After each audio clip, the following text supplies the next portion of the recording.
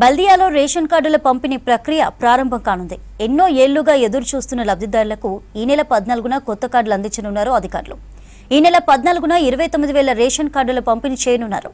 9 సర్కిళ్ల పరిధిలో డిస్ట్రిబ్యూషన్ ప్రక్రియ చేపట్టనున్నారు.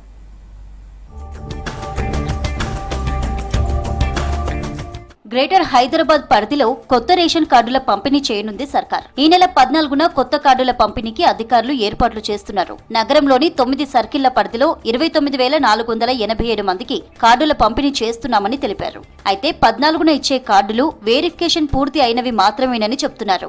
దరఖాస్తులు, వెరిఫికేషన్, పంపిణీ అనేది నిరంతర ప్రక్రియగా ఉంటుందన్నారు. కార్డులు పొందిన వారికి సెప్టెంబర్ నుంచి సరుకుల పంపిణీ ఉంటుందన్నారు. హైదరాబాద్ తో పాటు రంగారెడ్డి, మేడ్చల్, మల్కాజ్గిరి జిల్లాల్లో కూడా కార్డుల డిస్ట్రిబ్యూషన్ ఉంటుందన్నారు.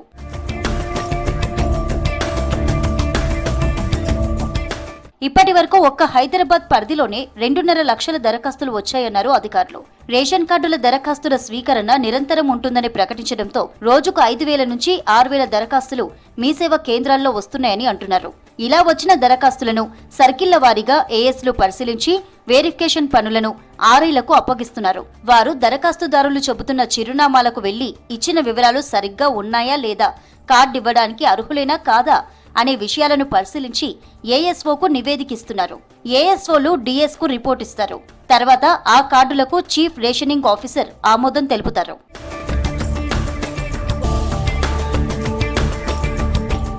ప్రస్తుతం హైదరాబాద్ సిటీలోని 9 సర్కిళ్ల పరిధిలో 6,39,451 కార్డులున్నాయి.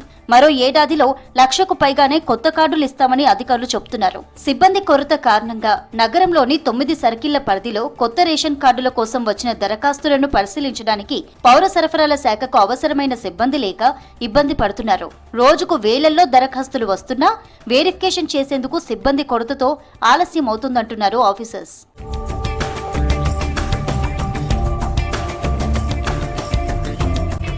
వెరిఫికేషన్ పనుల కోసం సిబ్బంది కొరతపై బల్దియా, రెవెన్యూ శాఖలకు లెటర్లు రాశారు అధికారులు. వారి నెలాఖరులో వచ్చే అవకాశం ఉండడంతో పని స్పీడప్ చేస్తామంటున్నారు.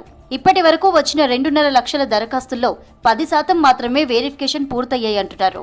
మరో 2 నెలలు రేషన్ పంపిణీ లేనందున పూర్తిగా కొత్త దరఖాస్తుల వెరిఫికేషన్ పైనే దృష్టి పెడతామంటున్నారు.